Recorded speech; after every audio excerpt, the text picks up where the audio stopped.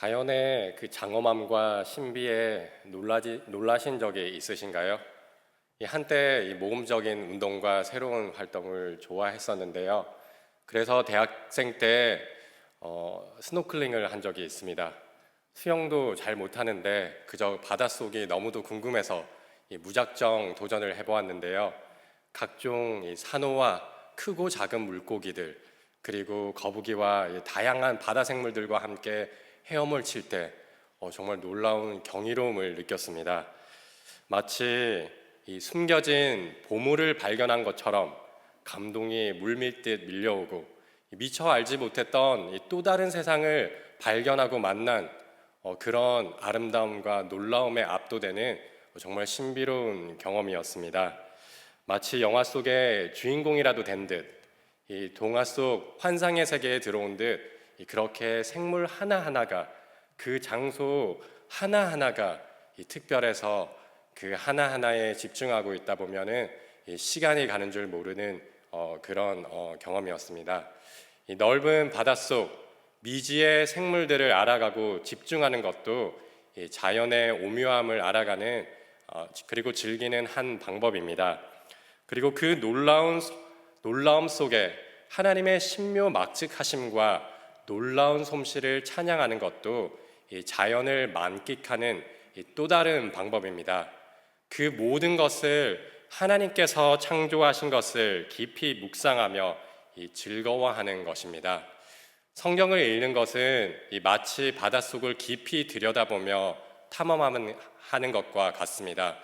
그 너비와 길이와 높이와 깊이를 헤아릴 수 없어서 그 말씀의 신비와 경이로움에 전율을 느끼게 됩니다. 말씀 하나하나, 그 말씀 속에 있는 사람과 배경 하나하나 모두 소중하고 특별해서 그 하나하나에 집중하는 것도 이 성경을 읽는 좋은 방법입니다. 다시 말해서 각종 보화가 담긴 이 말씀의 보고에서 무궁무진한 해석과 적용이 나올 수 있는 것입니다. 말씀에서 교훈과 삶의 지혜와 인생의 방향을 인도받을 수 있습니다. 그런데 다른 한편으로 하나님께 더욱 집중하며 성경 말씀을 읽을 수도 있습니다. 성경 말씀을 주신 하나님, 성경의 주인공이신 예수님께 더 나아가며 하나님은 어떤 분이신지, 우리를 향한 하나님의 뜻은 무엇인지 깊이 묵상하며 성경을 읽는 방법도 있습니다.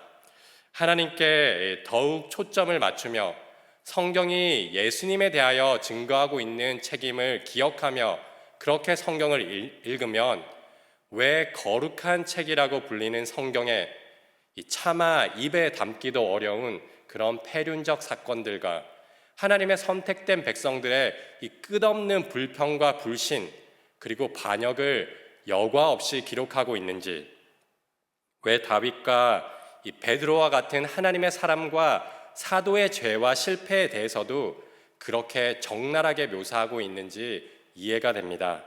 성경이 정말 초점을 맞추고 강조하고 있는 것은 한 인간과 민족의 타락과 불의함이 아니기 때문입니다. 그런 사람의 실패와 죄에도 불구하고 그들을 포기하지 않고 이 끝까지 굳게 붙들고 계신 바로 하나님에 대한 장엄하고 경이로운 그 선포의 말씀이 바로 성경의 이야기입니다. 이처럼 성경 말씀은 깊고 광활하며 오묘하며 수많은 보화가 담겨 있기 때문에 우리의 형편과 때에 따라서 하나님이 부어주시는 그 은혜가 다를 수 있습니다. 때로는 성경의 배경과 인물에 대하여 좀 더 집중할 때 은혜를 받을 수도 있고, 또 다른 때는 하나님을 더욱 깊이 묵상할 때 이 성경에 대한 은혜를 누릴 수도 있습니다. 이 두 가지 방법 모두 유익한데요. 언제든지 하나님께서 행하신 이 구원의 드라마, 곧 구속사를 생각하며 성경을 읽는 것이 좋습니다. 오늘 본문도 하나님께 집중하며 그리스도 중심적으로 집중하여 좀 살펴보려고 합니다. 오늘 본문 말씀은 오병이어라는 놀라운 기적 뒤에 일어난 사건입니다. 기적에 열광하는 사람들을 뒤로 한 채 이 들뜬 마음을 안고 제자들은 배를 타고 떠났습니다. 하지만 곧 풍랑을 만나 이 두려움에 떨게 됩니다. 갈릴리 호수는 남북으로 21km, 이 동서로 11km 정도로 이 전문 뱃사공이라고 한다면 가장 먼 거리라 하더라도 한 두세 시간이면 건너갈 수 있는 크기라고 합니다. 그런데 성경 말씀에 보면 사경, 이 오늘날 시간으로 새벽 3시에서 6시 사이가 되도록 전문 뱃사공, 이 전직 이 어부 출신이었던 제자들이 밤이 깊도록 노를 저으며 이 애를 썼지만 건너편에 도착하지 못했습니다. 약 9시간 정도 폭풍우와 씨름하며 한 5km 정도를 갔을 것이라고 성경학자들은 추측하고 있는데요. 그렇게 파도와 씨름하며 지치고 고난 그때에 예수님께서 무리를 걸으셔서 제자들을 찾아오셨습니다. 이 가로등이나 거리의 간판, 불빛이 하나도 없는 그런 칠흑과 같은 어두운 거리를 걸어보신 적이 있으신가요?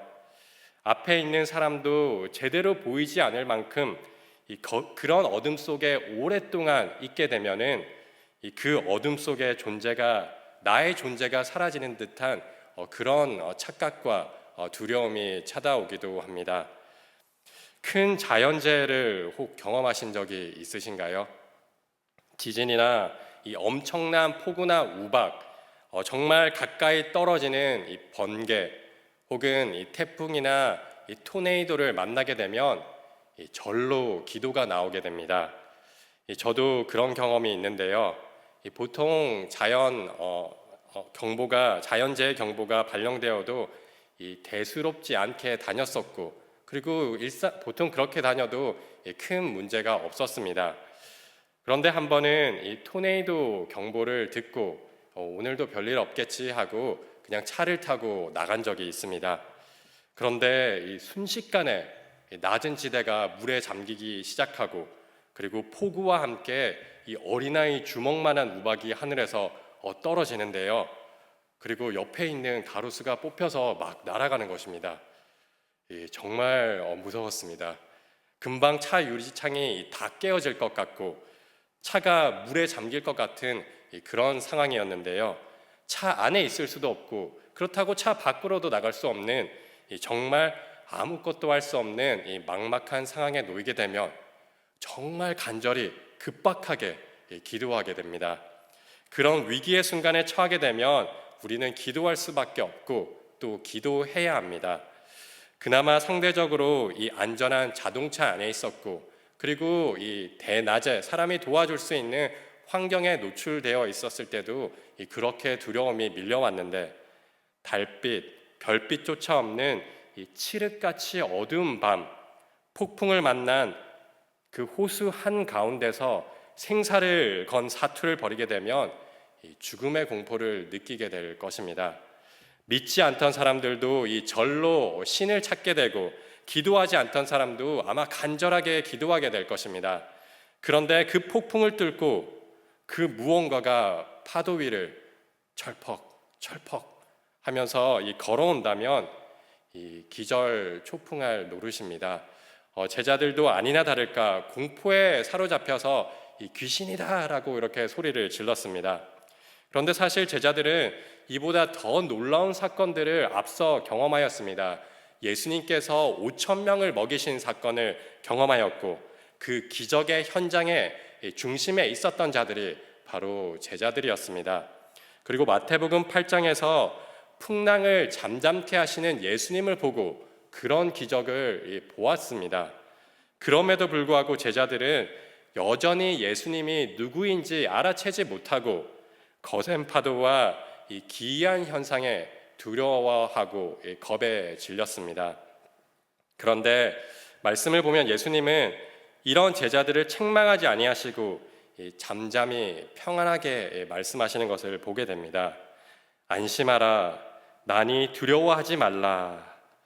여기서 나니라는 말을 직역하면 이 나는 있다, 나는 나다라는 그런 뜻인데요. 이는 불타는 떨기나무 가운데서 모세를 부르신 하나님의 이름, 여호와, 이 스스로 있는 자라는 말과 동일한 뜻입니다. 곧 예수님께서 우주 만물을 다스리시고 그 모든 것을 주관하시는 이 창조주 하나님이심을 드러낸 표현입니다. 예수님의 음성을 들은 베드로가 용감하게 물 위를 걷기를 청합니다. 28절 말씀을 보면 주여 만일 주님이시거든 나를 명하여 물 위로 오라 하소서라고 말합니다. 그리고 오라라고 하는 예수님의 말씀을 듣고 이 배 위에서 내려서 물 위를 걸어갑니다. 이 배에서 내려 풍랑이 있는 캄캄한 호수 속을 걸어가는 것은 아무리 이 갈릴리 호수에서 잔뼈가 굵은 어부 베드로다 하더라도 무섭고 떨리는 경험이었을 것입니다. 용기와 믿음이 필요한 일이었습니다. 물에 빠져 파도에 휩쓸려 죽을지도 모르는 그런 모험적인 일이었습니다. 그러나 베드로는 예수님을 믿었기에 배 위에서 뛰어내리는 위험을 감수했고 또 거센 풍랑에서 배에서 내렸을 때 물 위를 걷는 놀라운 기적을 경험하였습니다. 예수님을 바라보고 위험도 감수하기로 한 그런 베드로의 용기와 믿음을 보고 그것을 성공으로 혹은 이 대단한 성취로 여기면서 우리도 이 베드로를 본받아서 이와 같은 믿음으로 살아야 된다라고 이 말씀을 적용해 볼 수 있을 것입니다. 물 위를 걷고 싶다면 이 폭풍 가운데서도 배에서 내려야 한다고 우리 삶에 적용해 볼 수도 있습니다. 하나님을 위하여 이 모든 것을 내려놓고 위험을 감수할 때 우리가 안주하고 있던 그 지대에서 안전지대에서 벗어나와 물 위를 걷는 그런 신앙이 요구되며 우리 모두 또한 그런 신앙의 인물이 되기를 소망합니다.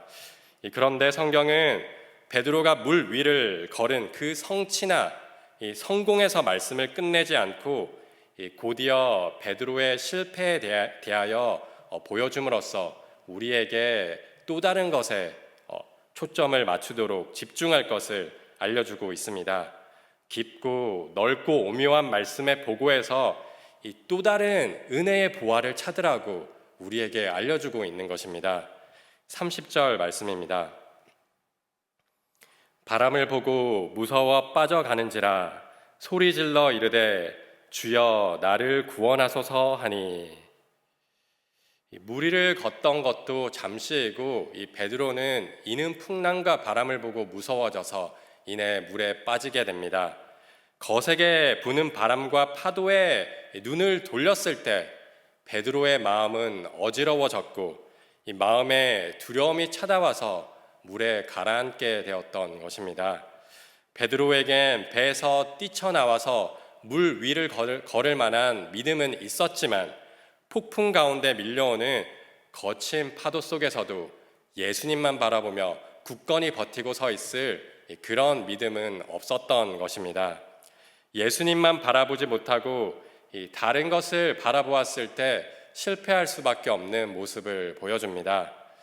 이런 베드로의 모습을 두고 우리는 예수님만 바라보지 못하고 우리를 향해 엄습해오는 어떤 것들, 세상의 모진 풍파와 어려움들을 우리의 시선과 생각이 빼앗기게 된다면 우리 또한 이 세상의 파도에 휩쓸릴 수밖에 없다고 그렇게 말할 수 있을 것입니다.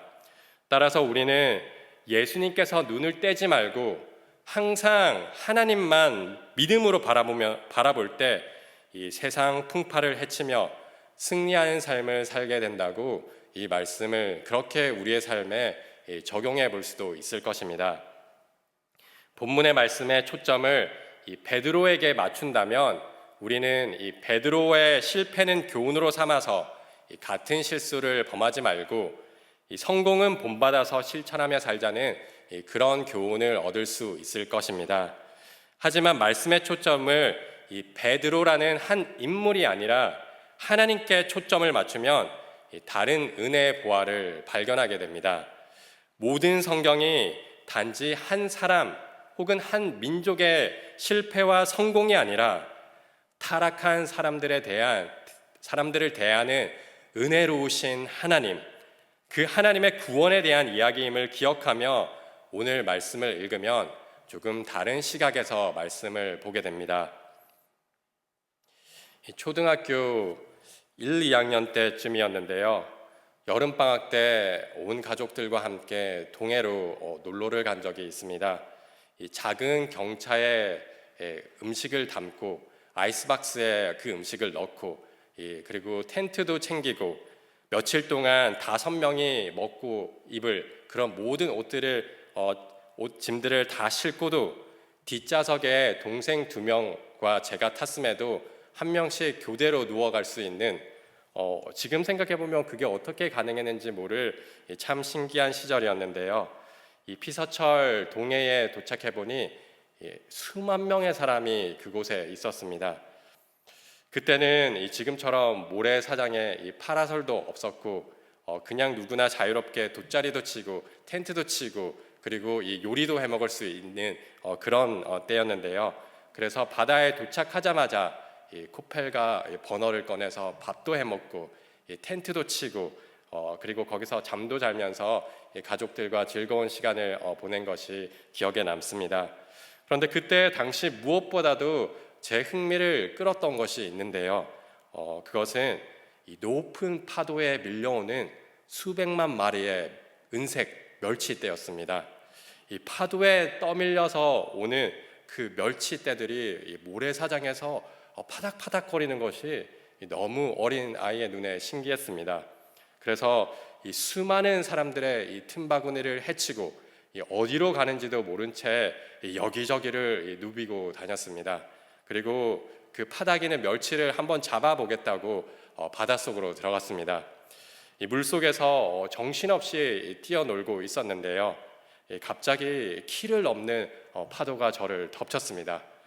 어떻게 할 수 없이 이 파도에 삼켜져서 물에 휩쓸려 그대로 떠내려갔는데요. 순간 이대로 죽는 건가라는 그런 생각이 들었습니다.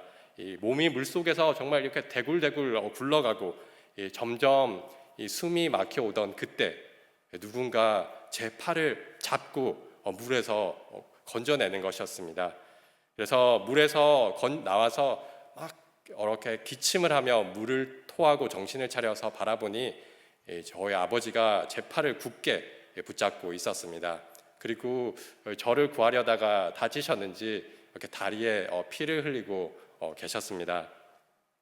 저는 이 멸치에 눈이 팔려서 가족도 동생도 아버지도 모두 내팽개치고 이리저리 여기저기를 돌아다녔는데 아버지는 그 수많은 사람들 틈바구니 속에서도 한치도 눈을 떼지 않고 저만 바라보고 계셨던 것입니다.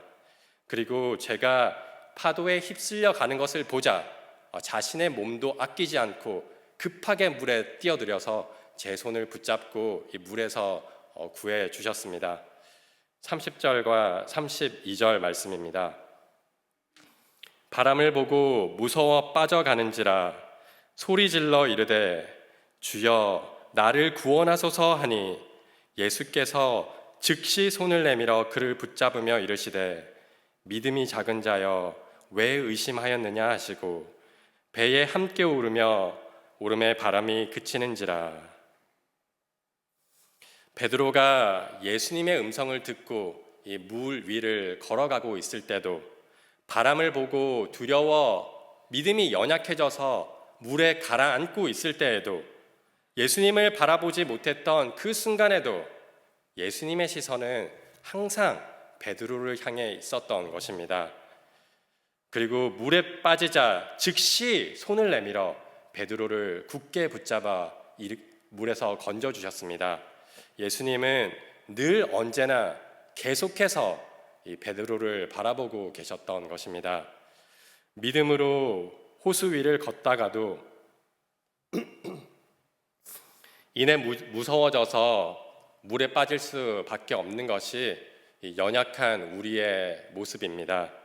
말할 수 없는 은혜를 받고 이 뜨겁게 기도하고 예배한 후에 이 돌아가는 길에 기분이 나빠져서 싸울 수도 있는 것이 그런 우리의 모습입니다.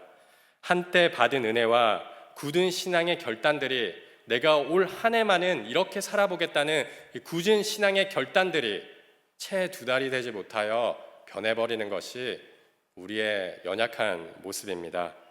죽어도 예수님을 버리지 않겠다는 그런 호언장담, 예수님만 바라보며 살겠다는 다짐들, 나누고 베풀며 살겠다는 의지는 오히려 날카로운 비수가 되어서 우리의 삶을 정죄하고 비난합니다. 그리고 우리를 고발하며 정죄합니다. 예수님께서 잡히시고 십자가에 돌아가실 때 너는 어디에 있었니? 하나님을 사랑한다더니 이웃을 사랑한다는 너의 고백이 이것밖에 되지 않니? 매일 반복적으로 짓고 있는 죄, 그리고 또 습관적으로 하는 회개들, 도대체 내 삶이 달라진 것이 무엇이 있니? 성경 말씀은 우리의 나약함과 불의함을 들추어내는 것에서 끝나는 그런 정죄의 율법이 아닙니다. 철저히 부서지고 깨어져 이 회복 불능인 우리의 인생에, 우리의 삶에 찾아오셔서 우리를 구원하신 하나님의 능력, 바로 복음입니다. 그나마 있는 우리의 작은 믿음이 흔들리고 흔들려서 예수님을 끝까지 바라보지 못한 순간에도, 그때에도 예수님은 언제나 늘 변함없이 우리를 바라보고 계십니다. 우리가 하나님을 신뢰하지 못하고 좌절하고 낙심하며 하나님의 손을 놓아버린 그 순간에도 하나님은 끝까지 우리를 바라보고 계시며 우리를 붙들고 계시며 우리의 손을 붙잡고 함께 동행하고 계십니다. 한 번 택한 백성을 결코 버리지 아니하시는 은혜로우신 하나님, 단 한 번도 우리를 잊지 않고 졸지도 주무시지도 아니하시는 하나님, 우리의 슬픔을 걷어내기 위하여 눈물을 흘리시고 우리에게 새로운 삶을 주기 위하여 자기의 하나밖에 없는 독생자를 희생하신 하나님, 그분이 바로 우리가 바라보고 믿고 또 의지하는 하나님입니다. 실패하고 넘어지며 믿음이 흔들리며 그리고 약해질 때도 하나님께서 우리를 바라보고 계시며 우리를 붙들고 계시며 우리를 결코 포기하지 않으십니다. 우리를 향한 하나님의 믿음은 결코 흔들리지 않기 때문입니다. 하나님의 그 신실하심을 기억하고 환난과 어려움이 찾아올 때도 이 약속의 말씀을 붙들며 하나님을 더욱 깊이 체험하고 하나님을 만나는 은혜가 있기를 간절히 원합니다. 하나님을 더 알아감으로 하나님을 더욱 높이며 인정하는 그런 복된 삶이 되시기를 간절히 소망합니다.